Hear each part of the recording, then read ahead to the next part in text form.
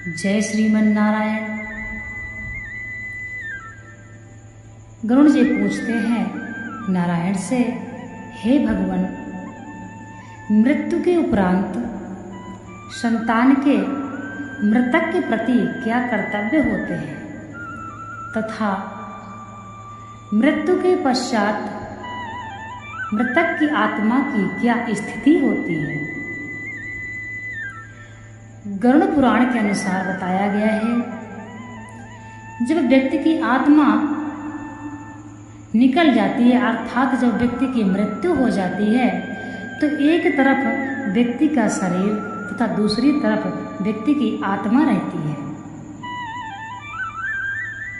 ईश्वर उस व्यक्ति की आत्मा को अंगूठे का आकार देते हैं तथा वह आत्मा बार बार अपने शरीर को देखकर शरीर का मोह करती है और पुनः शरीर में प्रवेश करने के लिए प्रयत्न करती है,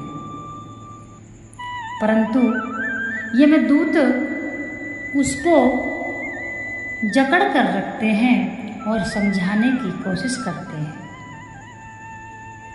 अपने परिजनों को रोता बिलखता देखकर आत्मा हाय हाय करके रोती है, बिलखती है तथा अपने परिजनों को बहुत ही समझाने का प्रयत्न करती है, परंतु वह समझ जाती है कि मुझे कोई महसूस नहीं कर पा रहा है तथा मेरा प्रयत्न करना बेकार है, और वह आत्मा हाय हाय करके बहुत रोती है, बिलखती है, सबको देखती है, रोती है, तड़पती है। तब यम के दूत उस आत्मा को समझाते हैं, हे आत्मा, अब तुम्हारी मृत्यु हो चुकी है, तुम अपने शरीर से अलग हो चुकी हो तथा कोई भी परिवार का बंधु या कोई भी तुम्हारा सदस्य तुम्हारी नहीं सुन पाएगा, तुम व्यर्थ में प्रयत्न ना करो।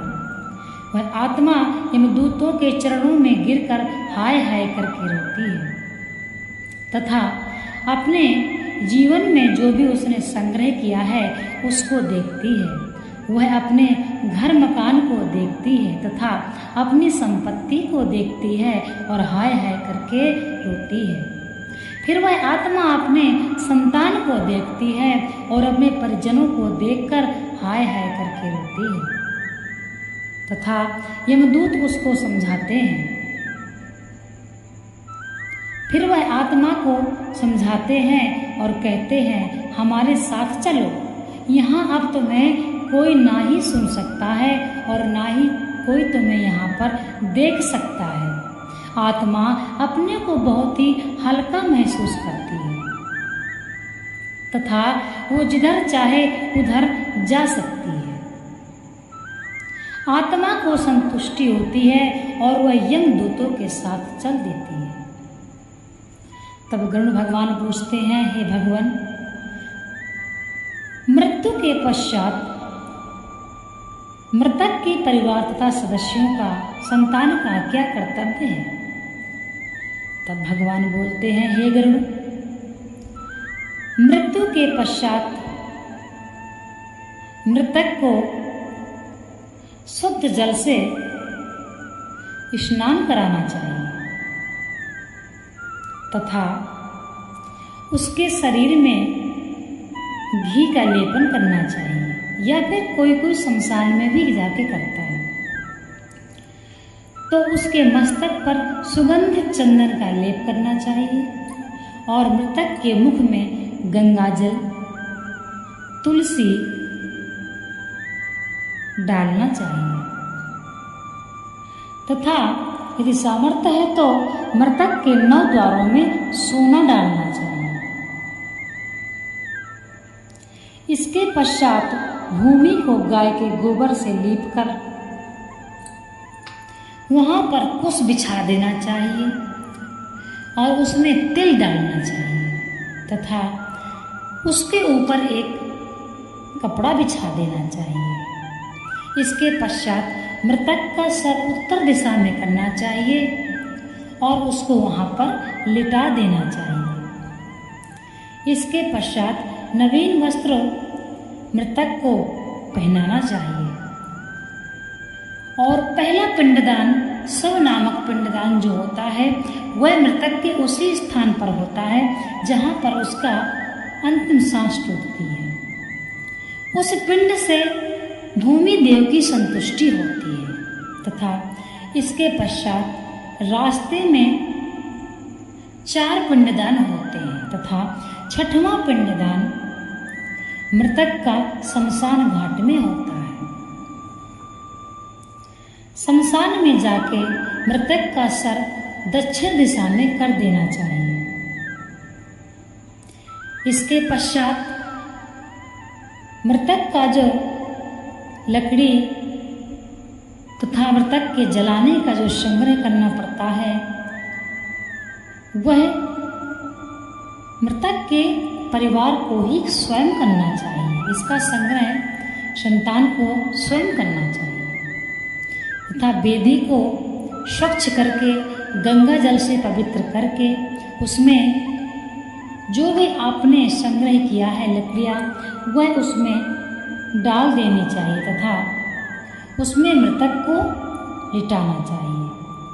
कफन का आधा कपड़ा फाड़ के आधा कफन मृतक को उड़ा देना चाहिए तथा आधा कफन का कपड़ा शमशान में जो देख रेख करता है उसके लिए वहीं पर छोड़ देना चाहिए। इसके पश्चात सारी क्रियाएं करके परिवार वालों को चिता की परिक्रमा करनी चाहिए तथा मृतक को अग्निदाह देना चाहिए। संपूर्ण क्रिया करके एक पिंडदान शमशान में होता है वह भी क्रिया करनी चाहिए। जब मृतक आधा जल जाता है तब उसका कपाल क्रिया किया जाता है, तिल की आहुति छोड़ी जाती है तथा जब मृतक जल जाता है तो चिता में शुद्ध गंगा जल का छिड़काव करना चाहिए तथा उसके पश्चात जो भी शमशान यात्रा में जाते हैं उनको जलाशय में स्नान करना चाहिए तथा घर में आकर गेट पर नीम रखी जाती है, उस नीम को थोड़ा सा छूना चाहिए या दांत से हल्का सा काट के अग्नि में डाल देते हैं तथा शुद्ध चीज़ों को स्पर्श करना चाहिए, जैसे कि पैर से पत्थर का स्पर्श करना चाहिए, गाय का स्पर्श करना चाहिए, बैल का स्पर्श करना चाहिए, अग्नि का स्पर्श करना चाहिए। इस प्रकार से पंच तत्वों का स्पर्श करना चाहिए जिससे मृतक पंच तत्वों में विलीन हो जाता है तथा घर में आकर गंगा जल से छिड़काव करना चाहिए और व्यक्ति को पवित्र होना चाहिए। जिस प्रकार से नियम है वह सारे नियम करना अनिवार्य होता है। मृत्यु के उपरांत यह है संतान के कर्तव्य कि मृतक के लिए क्या करना चाहिए। इन बातों का अवश्य ध्यान रखें। गरुड़ पुराण एक ऐसा वैष्णव संप्रदाय से संबंधित है, यह व्यक्ति समझकर अपने जीवन के गति को सुधार सकता है तथा पंडित से सलाह लेकर ही मृतक की क्रिया करना चाहिए तथा सारे पिंड दान अवश्य कराना चाहिए। शमशान जाते समय यदि पिंडदान नहीं कराया जाता है तो उस मृतक के शरीर को राक्षसगण भक्षण करते हैं, इसीलिए सारी क्रियाओं को कराना अनिवार्य है।